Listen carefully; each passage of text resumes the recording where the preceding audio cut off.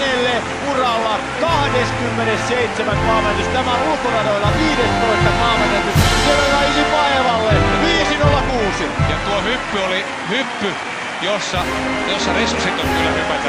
En sano uskalla sanoa 50, eikä hän varmaan tästä jatka. Mutta tämä tietysti on aika paljon balsamia viime viikonlopun. Nyt näkee, mitä huippu-urheilija miettii, kun kokee pettäneensä kaikki. Hän latasi tähän kisaan valtavasti. Hän sai viikon aikaa näyttää, että hän on suuri urheilija ja hän oli selvästi shokissa Berliinissä. Hän ei ymmärtänyt, että tämmöistä voi tapahtua.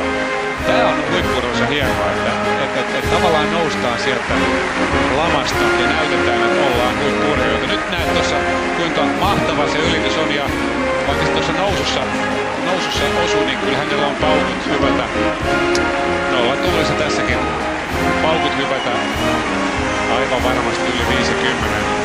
Eli kyllä Elena on sen polvivammankin ohittanut, mikä hänellä tuossa on. Tai jos on polvivamma, niin se ei ole suuri vamma.